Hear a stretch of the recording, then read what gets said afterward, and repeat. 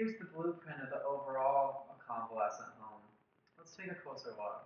In 1905, Catherine Kate Everett Macy and her husband Walter Graham Ladd began assembling land across Peapack-Gladstone, Far Hills, and Bedminster to create their 1,000-acre country estate, Natirar, named as an anagram of the nearby North Branch of the Raritan River. They first lived in an older house on the property before commissioning a new Tudor-style mansion completed in 1912. The estate's mansion, outbuildings, layout, and English-style landscape were designed by prominent architect and landscape architect Guy Lowell, who also designed the Ladd summer home Egonos in Bar Harbor, Maine. Lowell, a Harvard and MIT educated member of a notable Boston family, was known for four major works such as the Museum of Fine Arts in Boston and the New York State Supreme Court building. He also taught an influential landscape architecture program at MIT, notable for integrating European design traditions and for admitting women. At Natirar, Lowell worked with architect Henry Janeway Hardenberg, famed for New York City landmarks like the Plaza Hotel in the Dakota, and for several notable buildings in Bernardsville, like the Olcott School Building and the St. Bernard's Episcopal Church Parish House, which is now part of the Heritage at Claremont condo complex. This was a recipe book within the Kate Macy Ladd Convalescent Home, created by guests and staff. Let's take a closer look. Within the cookbook, there are appetizers, beverages, breads, cookies, desserts, main dishes, salads and dressings, and soups and vegetables. Some recipes of particular interest are witch's brew, chewy cheesecake cookies, broken glass cake, veal piccata, and sweet potatoes with pizzazz. These are some demographics of the number of patients admitted from New Jersey hospitals to the Kate Macy Ladd Convalescent Home. Let's take a look at a few points of interest. Here we have a view of the number of patients admitted to the house from certain New Jersey hospitals that they originated from through 1949 to 1953 and what occupations the women were. Of the total number of patients, there are 3,060 of them coming mainly from 3 hospitals. Of these, we have Presbyterian taking up 364 patients, Orange Memorial with 305, and Overlook Hospital and Summit with 236. Of the women's occupations, 603 of them were housewives and 432 were either secretaries, stenographers, or clerks. This makes sense given the time period where limited jobs were available to women, and that's why most of them were housewives at the time.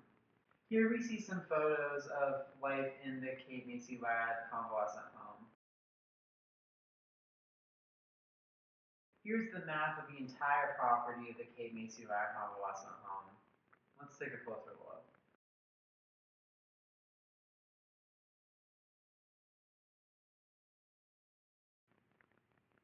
Here are 2 more images of interest, now depicting recreational activities at Kate Macy Ladd's Convalescent Home.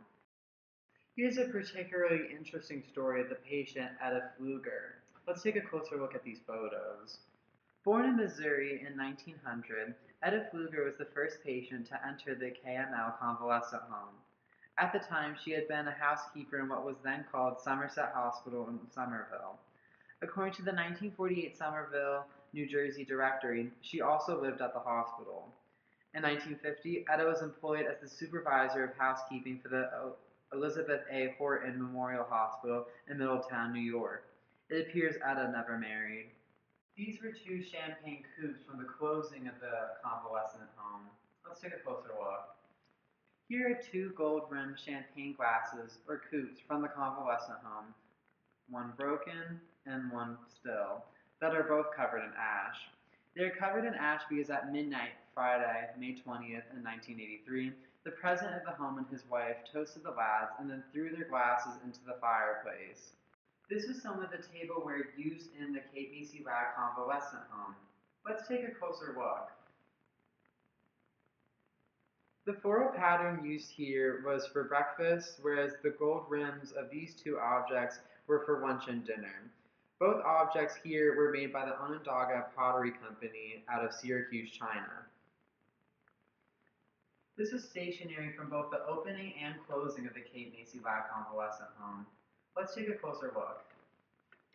This talks about visiting rules for the women, which was from 2 to 4 and only on Sundays, with a 4-person guest limit, and guests were only to be in the lounge or the library.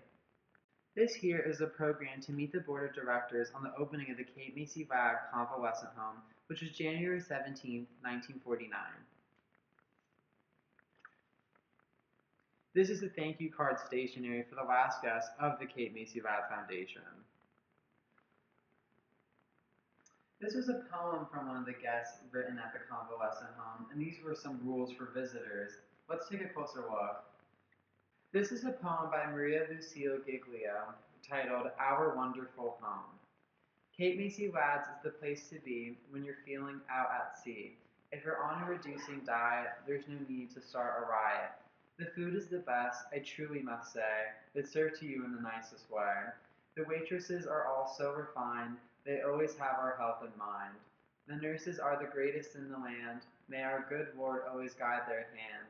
Doctors Dixon and Van Horn are both very nice, just be sure you follow their advice. Mrs. Gardiner, chief nurse, the best you've ever seen, treats you as though you were a queen. They take such good care to restore your health, for, without it, what good as well? If you're feeling so terribly bad, and you want to feel ecstatically glad, come and recuperate at Kate Macy Ladd.